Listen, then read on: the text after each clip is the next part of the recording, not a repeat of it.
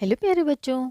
तो आज हम पढ़ेंगे एक कविता हरिवंश राय बच्चन जी द्वारा रचित अग्निपथ, और ये हमारी क्लास 9th के स्पर्श बुक से ली गई है।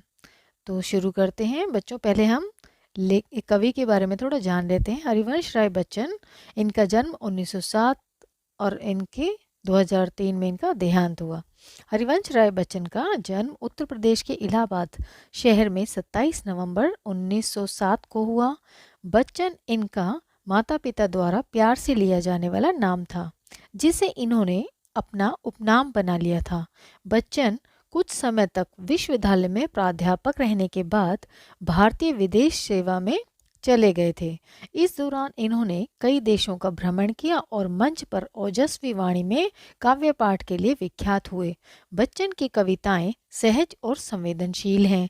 इनकी रचनाओं में व्यक्ति वेदना, राष्ट्र चेतना और जीवन दर्शन के स्वर मिलते हैं। इन्होंने आत्मविश्लेषण वाली कविताएं भी लिखी हैं। राजनीतिक जीवन के ढोंग, सामाजिक असमानता और कुरीतियों पर व्यंग किया है। कविता के अलावा बच्चन ने अपनी आत्मकथा भी लिखी है, जो हिंदी गद्य की बेजोड़ कृति मानी गई। बच्चन की प्रमुख कृतियां हैं मधुशाला, निशा निमंत्रण, एकांत संगीत, मिलन यामिनी, आरती और अंगारे, टूटती चट्टाने, रूप तरंगिणी, सभी कविता संग्रह और आत्मकथा के 4 खंड, क्या भूलूं क्या याद करूं, नीड़ का निर्माण फिर, बसेरे से दूर, 10 द्वार से सोपान तक। बच्चन साहित्य अकादमी पुरस्कार, सोवियत भूमि नेहरू पुरस्कार और सरस्वती सम्मान से सम्मानित हुए। प्रस्तुत कविता में कवि ने संघर्ष में जीवन को अग्निपथ कहते हुए मनुष्य को यह संदेश दिया है कि राह में सुख रूपी छां की चाह न कर अपनी मंजिल की ओर कर्मठता पूर्वक बिना थकान महसूस किए बढ़ते ही जाना है।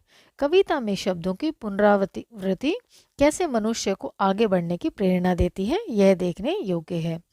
तो बच्चों, इसके बाद हम शुरू करते हैं यह कविता अग्निपथ।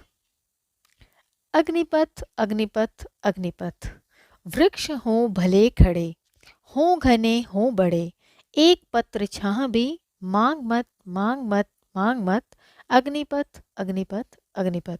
तो बच्चों, ये बहुत फेमस पोयम है।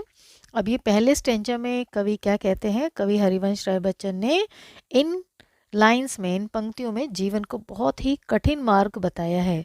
उनके अनुसार इस संसार में मनुष्य को अपने जीवन में निरंतर संघर्ष करने की आवश्यकता है। कवि ने कहा है कि अगर रास्ते में कोई घना वृक्ष दिखाई भी दे, तब भी हमें उससे एक पत्ता भर भी छाया की इच्छा नहीं रखनी चाहिए, क्योंकि जीवन एक अग्निपथ है, यानी कठिन मार्ग है, और ऐसे मार्ग पर व्यक्ति निरंतर चलता रहे, तभी सफलता उसके कदम चूमेगी। तो बच्चों, ये अर्थ हुआ पहले पैरा का। तो अभी सेकंड स्टैंजा है। तू ना थकेगा कभी, तू ना थमेगा कभी, तू ना मुड़ेगा कभी, कर शपथ कर शपथ कर शपथ, अग्निपथ अग्निपथ अग्निपथ। तो ये काव्यांश 2 है बच्चों। तो इसका जो भावार्थ है, जो ये काव्यांश है, इसमें कवि ने कहा है कि जीवन एक संघर्ष में पथ है। इस पथ पर न तो रुकना है, न थकना है, और न ही पीछे मुड़कर अपनी गलतियों को देखना है। मनुष्य को हर परिस्थिति में अपनी जिंदगी को बेहतर बनाने के लिए कठोर परिश्रम करते रहने की आवश्यकता है। उसे शपथ लेनी चाहिए कि इस अग्निपथ रूपी संघर्षमय जीवन का वह ईमानदारी के साथ सामना करेगा। ठीक है बच्चों, तो ये सेकंड स्टैंजा हो गया। अभी काव्यांश 3 है। ये बहुत ही छोटी सी पोयम है, और काव्यांश 3 पढ़ते हैं अभी हम।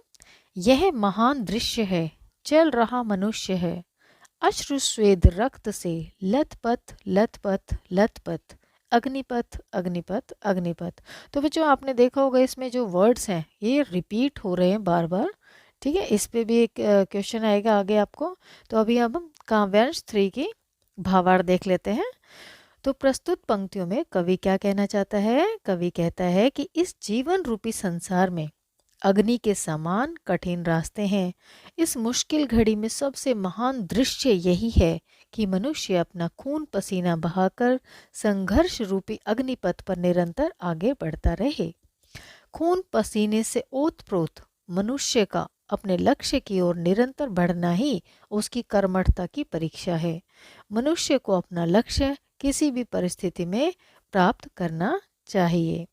तो ठीक है बच्चों, ये थी हमारी कविता अग्निपथ। तो मुझे आशा है कि आपको ये बहुत अच्छे से समझ आई होगी। Thank you for watching.